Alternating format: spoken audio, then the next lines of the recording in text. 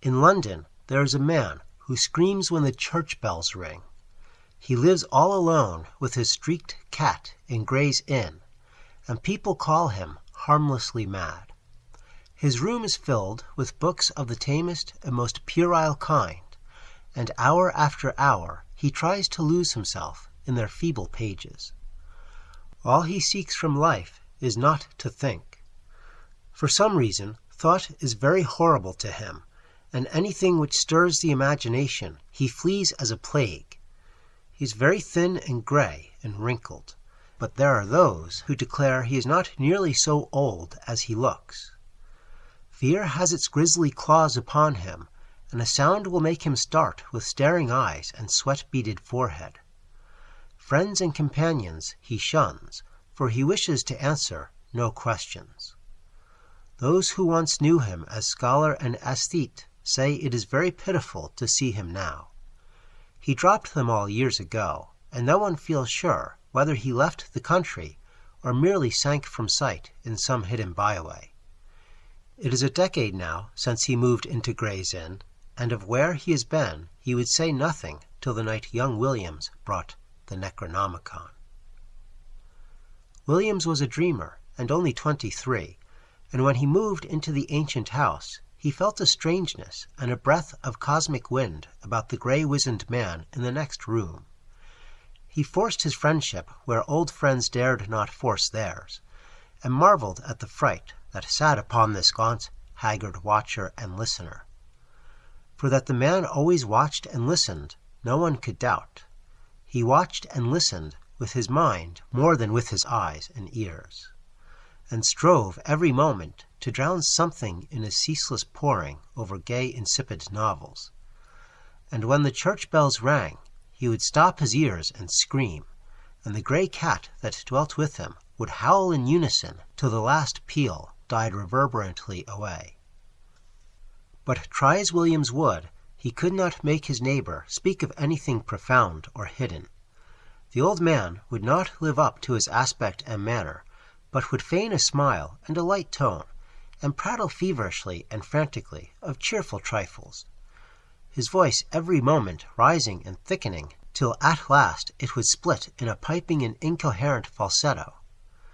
That his learning was deep and thorough, his most trivial remarks made abundantly clear, and Williams was not surprised to hear that he had been to Harrow and Oxford. Later it developed that he was none other than Lord Northam, of whose ancient hereditary castle on the Yorkshire coast so many odd things were told. But when Williams tried to talk of the castle, and of its reputed Roman origin, he refused to admit that there was anything unusual about it. He even tittered shrilly when the subject of the supposed undercrypts, hewn out of the solid crag that frowns on the North Sea, was brought up. So matters went till that night when Williams brought home the infamous Necronomicon of the mad Arab Abdul al-Hazred.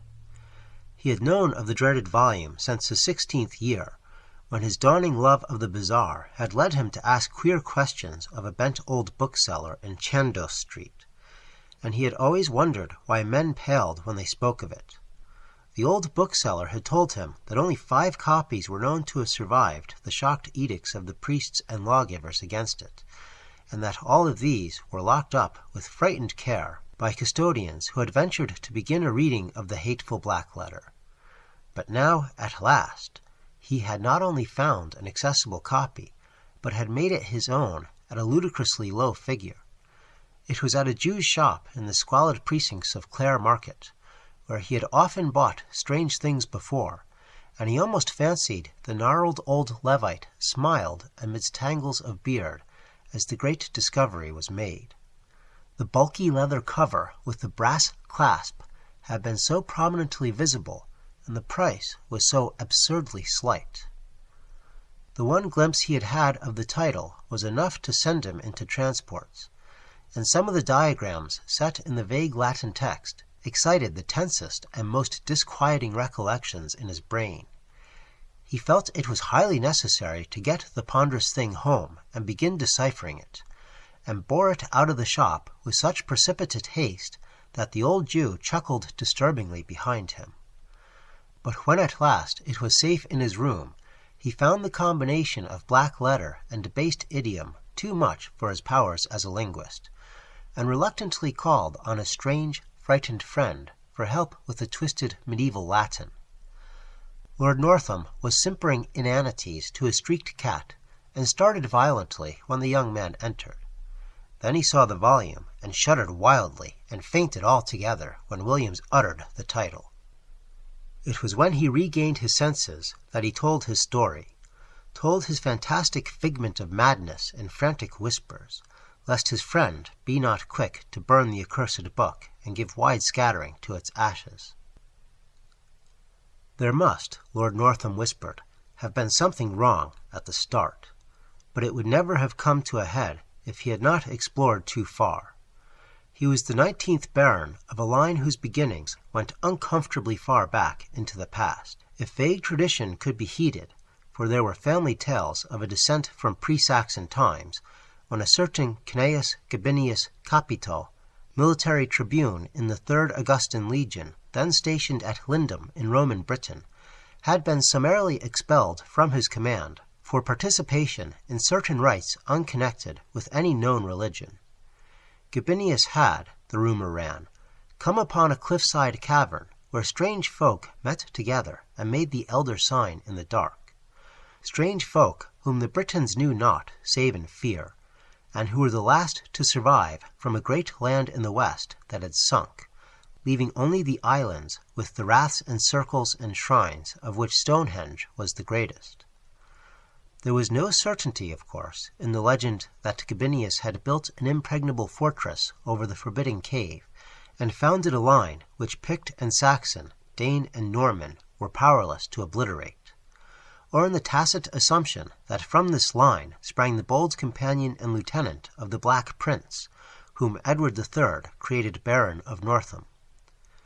These things were not certain, yet they were often told, and in truth the stonework of Northam Keep did look alarmingly like the masonry of Hadrian's Wall. As a child, Lord Northam had had peculiar dreams when sleeping in the older parts of the castle, and had acquired a constant habit of looking back through his memory for half-amorphous scenes and patterns and impressions which formed no part of his waking experience. He became a dreamer who found life tame and unsatisfying, a searcher for strange realms and relationships once familiar, yet lying nowhere in the visible regions of earth.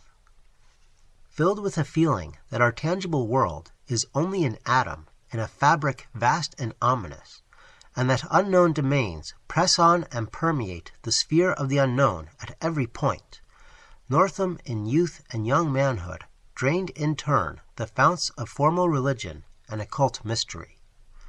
Nowhere, however, could he find ease and content, and as he grew older, the staleness and limitations of life became more and more maddening to him. During the 90s, he dabbled in Satanism, and at all times he devoured avidly any doctrine or theory which seemed to promise escape from the close vistas of science and the dully unvarying laws of nature. Books like Ignatius Donnelly's chimerical account of Atlantis he absorbed with zest, and a dozen obscure precursors of Charles Fort enthralled him with their vagaries. He would travel leagues to follow up a furtive village tale of abnormal wonder, and once went into the desert of Araby to seek a nameless city of faint report, which no man has ever beheld. There rose within him the tantalizing faith that somewhere an easy gate existed, which if one found would admit him freely to those outer deeps whose echoes rattled so dimly at the back of his memory. It might be in the visible world, yet it might be only in his mind and soul.